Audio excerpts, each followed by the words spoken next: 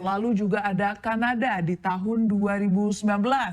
Ada Tiongkok juga yang sudah bermain bersama dengan Meksiko di tahun 2021.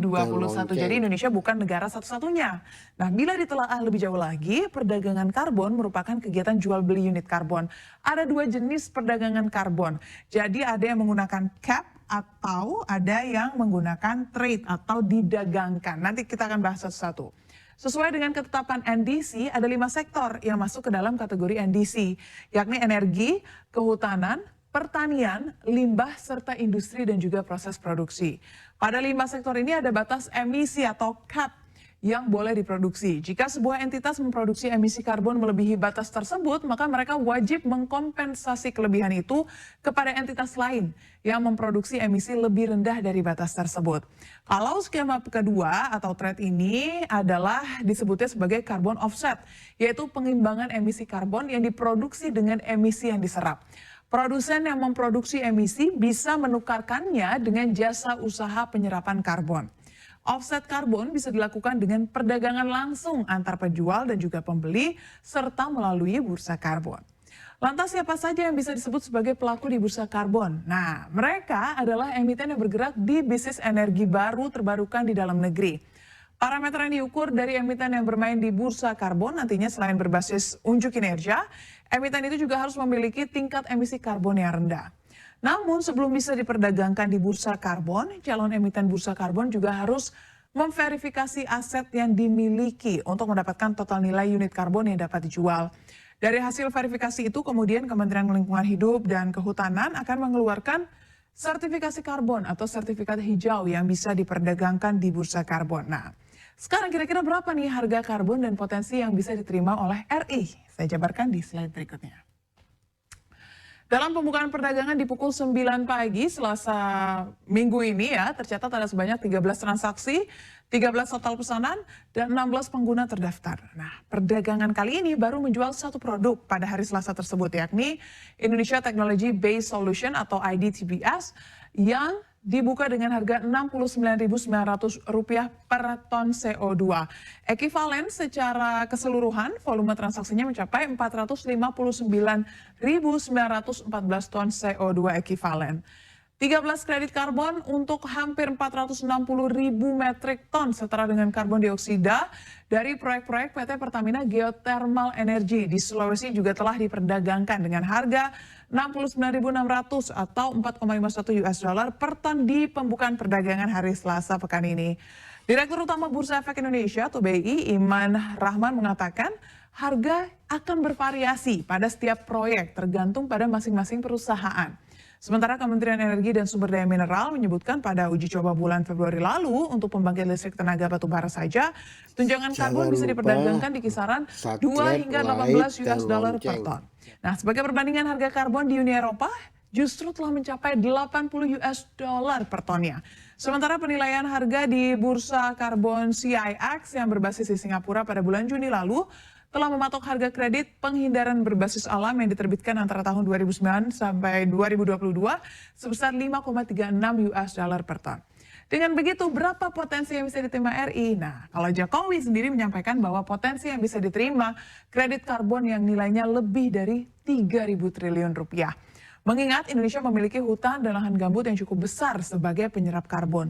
Apalagi hal itu belum termasuk potensi tambahan pendapatan dari penerapan teknologi penangkapan dan penyimpanan karbon yaitu carbon capture storage. Adapun Indonesia sendiri memiliki potensi penyimpanan karbon hingga 400 gigaton CO2.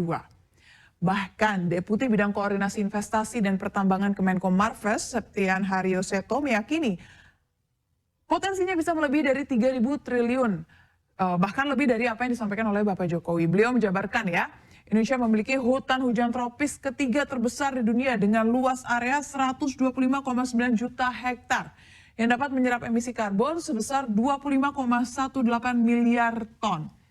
Belum lagi luas area hutan mangrove yang ada di Indonesia saat ini mencapai 3,31 juta hektar dengan kemampuan penyerapan mencapai 950 ton karbon per hektar ya, atau setara 33 miliar karbon untuk seluruh hutan mangrove di Indonesia. Lalu senada dengan itu, Indonesia juga memiliki lahan gambut terluas di dunia dengan area 7,5 juta hektar dengan potensi menyerap emisi karbon mencapai 55 miliar ton. Ini adalah angka yang sangat besar ya. Dengan demikian, maka total emisi karbon yang mampu diserap Indonesia kurang lebih sebesar 113,18 gigaton. Nah, apabila pemerintah Indonesia dapat menjual kredit karbon dengan harga $5 saja di pasar karbon, maka potensi ekonomi karbon di tanah air bisa mencapai 8.000 triliun rupiah. Nah, ini terdiri dari hutan tropis sebesar 1.780 triliun rupiah, hutan mangrove sebesar 2.333 triliun rupiah, dan lahan gambut sebesar 3.888 triliun rupiah.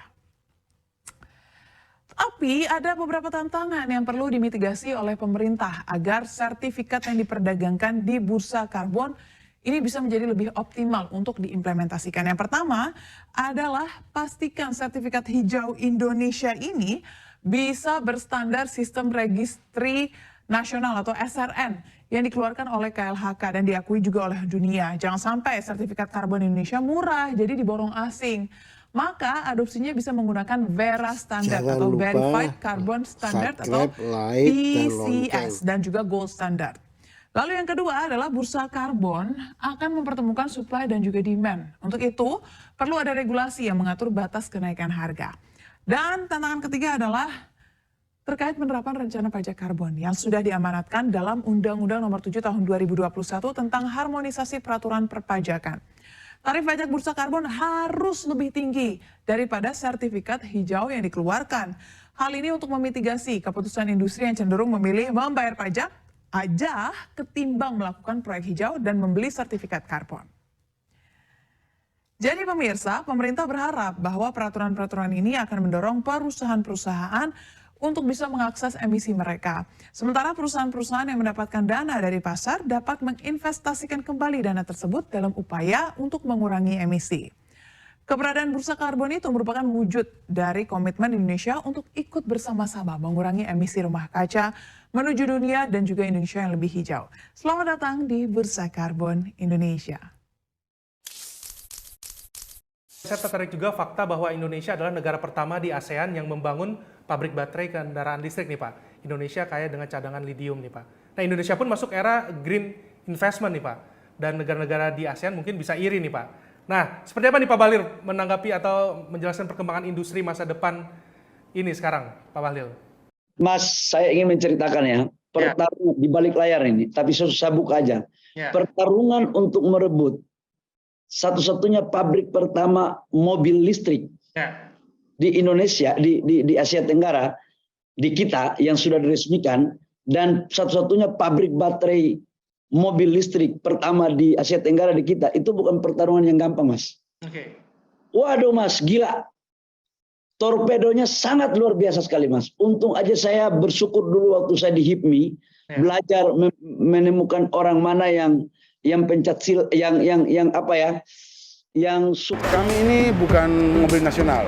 Karena pengertian mobil nasional itu sangat luas dan persepsi yang selama ini di masyarakat beragam. Jadi kami adalah mobil yang kami produksi di Indonesia dengan anak-anak Indonesia, bukan mobil nasional. Tetapi yang namanya membuat mobil itu kan hanya tidak memproduksi saja, tetapi juga bagaimana menjualnya. Kalau harganya nggak sambung dengan konsumen, siapa yang beli? Tadi dari belakang saya lihat bagaimana mesin dan komponen-komponen lain dirakit. Yang saya lihat, saya senang bahwa supplier komponen-komponen yang ada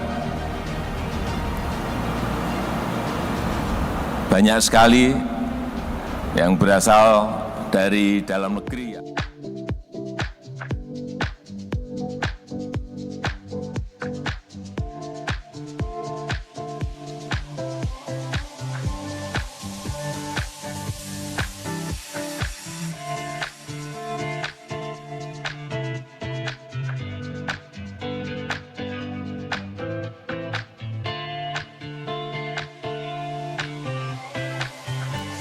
Jangan lupa subscribe, like, dan lonceng.